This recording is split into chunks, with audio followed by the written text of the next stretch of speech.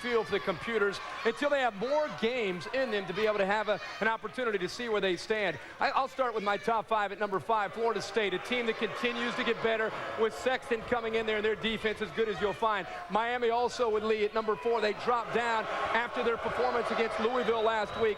Auburn is dominating everybody they have played, every aspect, offense and defense, just blown away with Jason Campbell's ability. I have USC at number 2. I know they're coming off their best game against Arizona State, but I think Oklahoma's number 1. And the reason I say that, they haven't put their best game together, but when they do, people are going to be changing their polls and putting Oklahoma up there at 1. That could happen. I'm still voting USC number 1. You had Auburn number 1 last week. How did that change? How do you lose? Had a bad Wednesday practice. No. Wednesday. When they look good Wednesday. All right. I think Auburn is nationally underrated. They only have 2 first-place votes in the 2 polls combined. They've done the most, that's for sure. We'll talk more about that coming up. It's their top tailback, a suspension and a very shady-sounding story in Columbus. We'll fill you in there.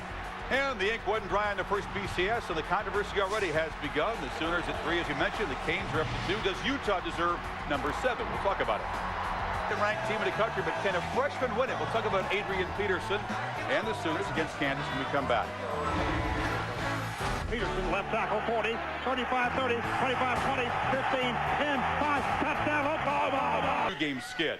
In Norman, it's the first meeting of Kansas and coach Mark Mangino against his former boss and racquetball buddy, Bob Stoops. Now, stop and visualize Mangino on a racquetball court for a second.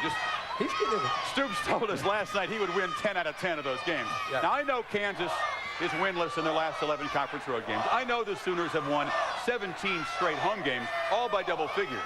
But KU's defense is improved. It had better be, because here comes old Adrian Peterson. And keep an eye on Peterson today, the freshman. He just needs 99 yards to get to 1,000 rushing yards in the 7th game of his career. He'd be the 3rd guy in history to do that. The other 2, Emmett Smith and Marshall Faulk. Whatever happened to those guys? That's good company. That guy's a great football player. Now, is Kansas going to keep things moderately ugly? Yep. Or does it get extremely ugly? Both. At the kickoff, it'll be moderately. At the end, it'll be real ugly. Right. Oklahoma has not brought their A game yet, offense, defense, and kicking game to any game this year. Example, last week, Kansas State was ahead of them 3 times. That's not a good sign. But it's time, sweetheart. Forget about it. Poor old Kansas. Your Oklahoma team clobbers them today. Well, it's a matter of time until Oklahoma does put that perfect game together. LC, the old Sunshine Scooter, always says you practice against perfection. That's the challenge for Bob Stoops this week. Not about Kansas, with all due respect. It's about trying to bring out the A game. Jason White, I think, will have a big game today throwing against that Kansas secondary. Sooners big coming back to Norman. By the way, have you guys checked the schedule? Do you realize that Kansas State is playing Nebraska? Yeah. Yeah, they're still playing. That's my upset special. Yeah, Kansas State hosting Nebraska. No TV. It's a sign of the times. We'll pick that game a little bit later on. But how far off the radar screen is that game going? Sad. All right. For the national championship, if they go undefeated and don't get a chance to play in the Orange Bowl, unbelievable. And then in the Orange Bowl, how about USC playing Oklahoma? 2 teams right now, obviously very good, and everybody'd love that matchup, Chris. Very good pick. So I tell you what, I agree in some cases, but obviously disagree. The Rose Bowl, I got the Big Ten champion, Michigan, against my at-large team, California. The Fiesta, Oklahoma against, yep, you named it, Utah, and they deserve to go. Sugar Bowl, West Virginia against ACC winner, Florida State, which means, aha. Ooh. All right, the Orange Bowl, the USC Trojans against the Auburn Tigers. And if the Auburn Tigers win the SEC undefeated and you don't put them in the Orange Bowl, I'm telling you something's wrong. USC, Auburn. Now, that's for today, sweetheart. That's for today. If that happens with Auburn, you're going to see the BCS thrown out the window. Let's start with the Rose Bowl. I have Cal as an at-large going up against Michigan as well. Good. In the Fiesta Bowl, I have West Virginia taking on Florida State as my second at-large.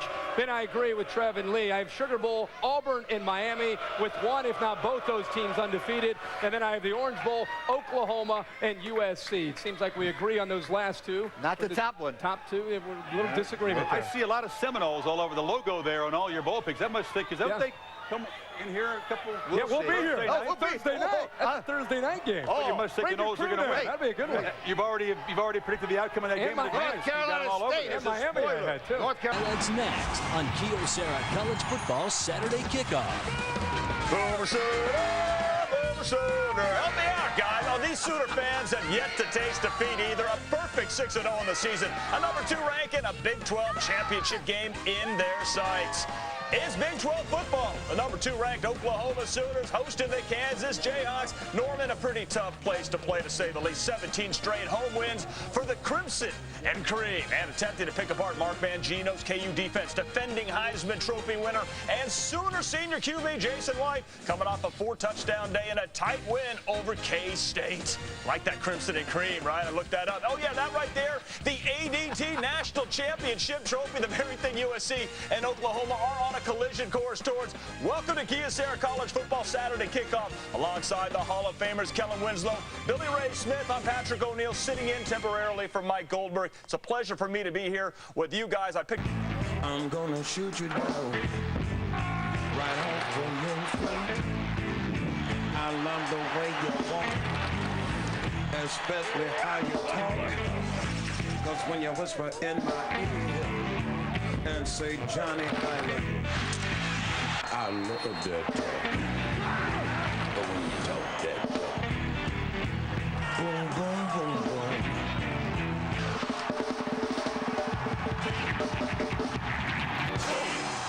How good is that? It's tailgate time. Oklahoma fans, Chandler and Billy Sims coming up with Adrian Peterson. Time to send it out to both our games.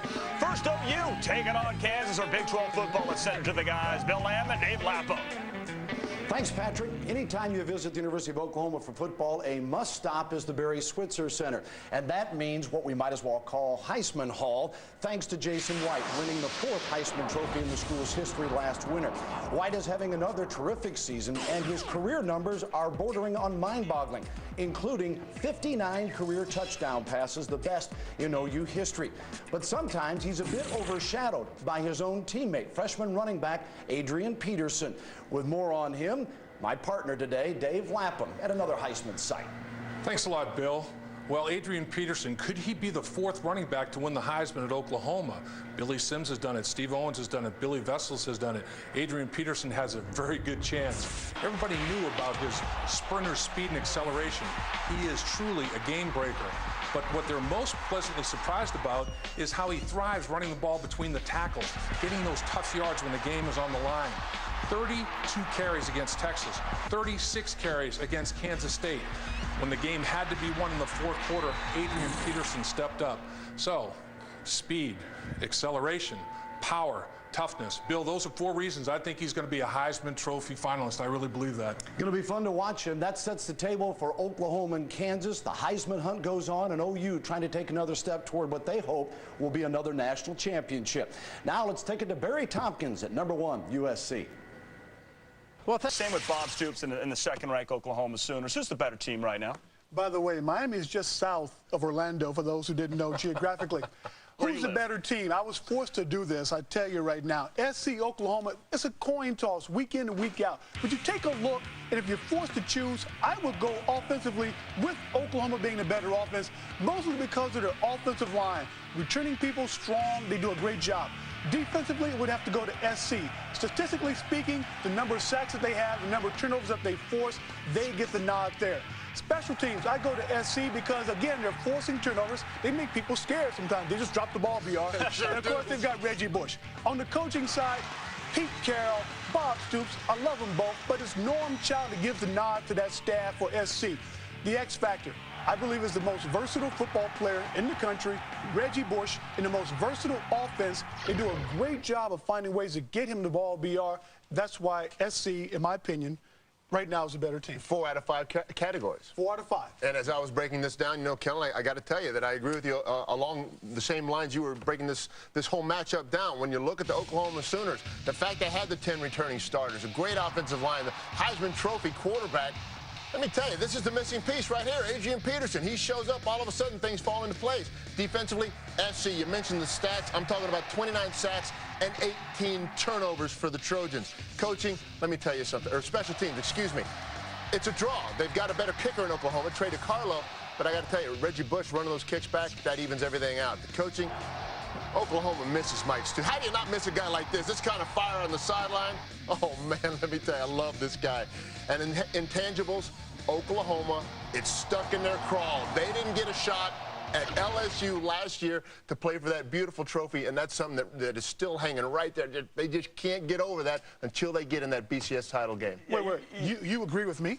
I do. You yes, realize, indeed. though, that we have a lot of Oklahoma fans that are watching right now on television on FS. In that case, I'd like to change all of them. And they're not happy. But before we start talking about who's meeting for the national championship, these guys got to win today right here on FSN to keep these hopes alive. First up for Oklahoma is Kansas, coached by former OU assistant Mark Mangino. Then top-ranked USC takes on Washington. Careful of a sleeping dog. Still keeping to Norman. He was the offensive coordinator there a couple of years. Any chance Bob Stoops throws him a bone for old time's sake? I think it's going to be Mangino throwing Bob Stoops a curve, because I think it's going to be Jason Swanson, the backup quarterback. How soon is he going to go in the game? Adam Barman struggling a little bit. You put in Swanson from San Diego, Lincoln High. Lincoln High School. And we'll see if he can get that offense going against OU. Indeed, you talk about USC versus Washington. The last 3 teams that SC have faced have come in undefeated. They've left with 1 loss. Washington comes in with 1 loss, Patrick. They have a chance to save Keith Gilbertson's job if they upset USC. Okay, that certainly is a big if. A chance. Okay, You're a not chance. We're going to give him a saying that it's chance. All right, listen, Billy Ray Smith, Kellen Winslow, real pleasure for me to be sitting with you guys right there. The ADT National Championship Trophy is in the house. That'll be at the Coliseum later. That'll be at 3 p.m. Pacific, 6 Eastern, watching USC Washington. But up first, it's Oklahoma hosting KU. Stay tuned for that. You've been watching Kyocera College Football Saturday Kickoff.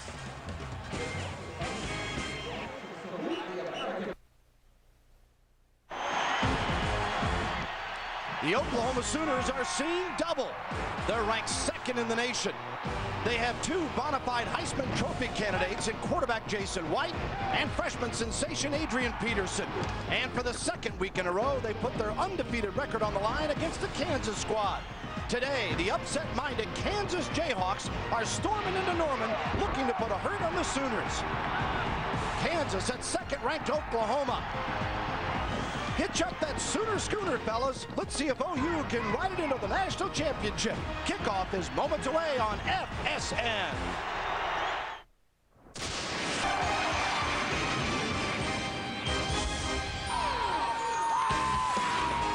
It's homecoming at Oklahoma, and it is a tough ticket for the alums coming back to Norman to watch the #2 team in the nation, the Oklahoma Sooners. From the campus of University of Oklahoma in Norman, Kyocera presents Big 12 football. Today, Kansas meets #2 Oklahoma. Hi, everyone. Bill Lamb, Dave Lapham with you. Glad to have you with us here for part 1 of our 1-2 weekend. Don't forget later on, #1 USC in Washington from Southern Cal. But to this one, Dave, interesting matchup as you take a look at Oklahoma trying to stay unbeaten. Kansas, a vastly improved team at 3-3, certainly capable of the upset. Oklahoma, remember, they played for the national title a year ago. I think Bob Stoops feels this team might be better because they're better balanced. Particularly offensively, and when they want to run the football, they get one of the best in the country doing that, averaging over 150 yards a game, 5th in the country. And look at the company that he's keeping here. If he can gain 99 yards today, that'll give him 1,000 yards in 7 games. The 3rd true freshman to do so. Emmitt Smith only leads the NFL in all-time rushing. Marshall Faulk, pretty strong. 2 weeks ago against Texas, they couldn't throw the football very well. He carried it 32 times for 225 yards, took control of the football game. The good news is, when the running game is shut down, like Kansas State put 8 in the box, they go to Jason White. Jason White won the Heisman. So what did he do against Kansas State? He goes 20 of 31 for 256 yards, 4 touchdowns, 1 interception. Sometimes you have to run it to win. Sometimes you have to throw it to win. Oklahoma can do both. It's like peanut butter and jelly. Adrian Peterson, peanut butter. Jason White, jelly. They're good each other. They're better together. Figure you'd make a food reference, big fella. All right, Kansas defense certainly got a challenge, but offensively there's some questions as well. Jim Knox with more down on the sideline. All right, Bill, right behind me, Adam Barman, #7, Jason Swanson, #8. Both warming up for Kansas because both quarterbacks will play. Now, Barman will get the start. Jason Swanson will come in. A couple weeks ago, you may recall, Jason Swanson came off the bench, tossed the game-winning touchdown pass against Kansas State. I talked to both quarterbacks. Both quarterbacks said they are ready to go and looking forward to the challenge against a very tough Oklahoma defense. That's right. Coming up next, when we return, we'll join Mike Goldberg, Kellen Winslow, Billy Ray Smith in our College Football Saturday studio. You're watching Big 12 football presented by Kyocera on FSN.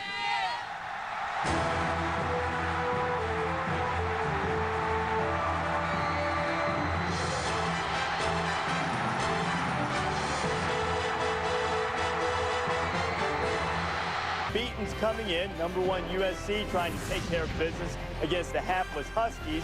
It wasn't all about Adrian Peterson. He might be your leading Heisman candidate, but guess who showed up for the Sooners? Oklahoma taking on Kansas. Bob Stoops across the field from his buddy Mark Mangino and his former assistant. Jason White up top to Travis Wilson. White threw for 265 in the first half because Kansas was geared up to stop Adrian Peterson. And White just kept the boot to the throat, looking for Brandon Jones this time. Brandon Jones here, guys. If you're going to play man, actually a safety there, get him over the top right there. You get the passing game going. What does that do? Early in this game, Adrian Peterson didn't do anything. They couldn't get the running game going. You get the passing game going. Then all of a sudden, you can open this right here. The power down by the goal line. Adrian Peterson in for the touchdown. That is his 7th touchdown of the year. Fourth quarter, Oklahoma driving. Peterson with a routine 4-yard carry that's anything but routine. He hits 1,000 yards for the season, busted 100 in every game this year. We'll tell you the significance of that in just a minute. Here is White again with his 4th touchdown pass of the game. White, second straight 4-touchdown game, first 300-yard game of the season. 41-10. Oklahoma stuck a touchdown in late in this game, and Stoops has said because of the BCS system now, you want to make sure that the pollsters are impressed. Peterson, meanwhile, becomes the 3rd player in 1A history to rush for 1,000 yards in the first 7 games of his freshman season. That is pretty good company he's keeping there with Marshall Faulk and Emmitt Smith. Auburn, a very similar score. Chances have a difficult schedule. Those two impressed me the most. I think the team you left out, Oklahoma. Let's not forget they still have the reigning Heisman Trophy winner, Jason White. No one wants to talk about him. Maybe going to win this year, too. Yeah, Adrian Peterson. But, you know, this is a team that's really starting to come together. You look at the way that if they put 8 men in the box to stop Adrian Peterson, Jason White's back there. He can throw the ball around the field to Mark Clayton, make big plays downfield, and now the offense is finally coming alive in the passing game. Over 200 yards in the first half in this game. So if you try to stop one, pick your poison because the other one's ready to beat you. And if you look at this offense right now, they're hitting on all cylinders. I think each and every week they get a little bit better, and they're coming to the top at the right time towards the end of the season. Defense looked a little saltier in the game against Kansas, too. Kansas State moved the ball on them, except for one bust or one gamble that went awry and a long touchdown pass for the Jayhawks. They didn't get much of anything against that Sooner defense on Saturday afternoon. Oklahoma's been in the poll for quite some time, and some new faces making their way into the rankings, including Notre Dame. Unbelievable. One unfolding in Starkville as Sylvester Croom gets his first SEC win for Mississippi State against Florida.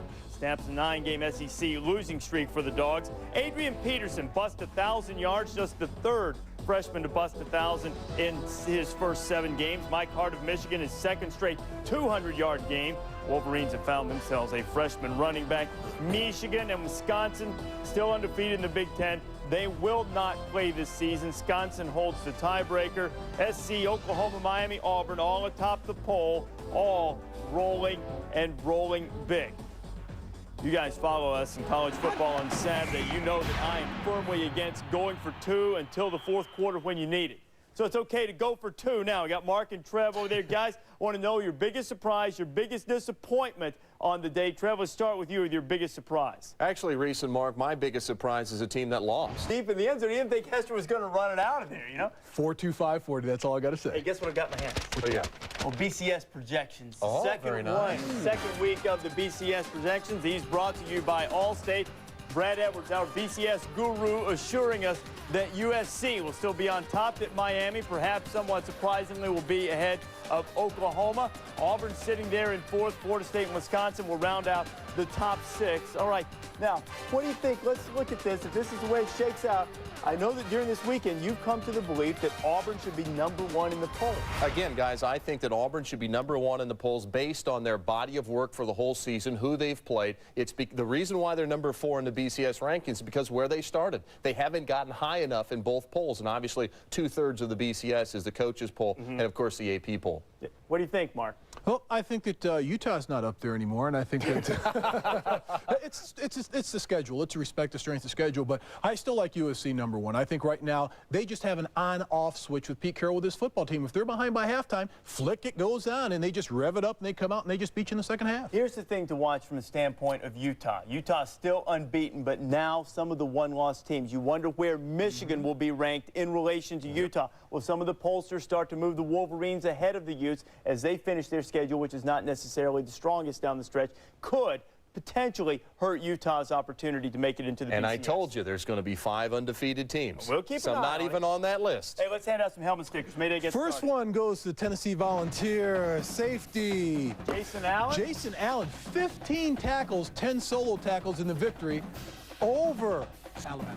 Former Muscle Shoals Trojan, by the way. Okay. How about David Pollock, guys? I got to go all defense here. Another huge strip. What is it with David Pollock and stripping quarterbacks, stripping Mac Jones, holding Arkansas to under 300 yards of total offense? Well, we're going to stay in the SEC then. I'm going to go Mississippi State and Jarius Norwood, the running back with 174 yards, the game-winning touchdown in the Dogs' upset of Florida. I'm giving a little Pac-10 love. Andrew Walters, 6 touchdown passes, the 6th time in his career he's thrown for over 400 yards. Pac-10 love, I can't believe it. I'm giving a helmet sticker to Oregon's defense. I never thought I'd give it to the Ducks defense. How about this? 10 sacks in the game, holding Stanford to -8 yards rushing. An excellent effort by that defense. And Paul Peterson from Boston College threw for 383 yards in the victory over Notre Dame. 297 of those yards coming in the second half. Gotta have a Canes. I got to go Brock Berlin. This was a late addition to the helmet stickers.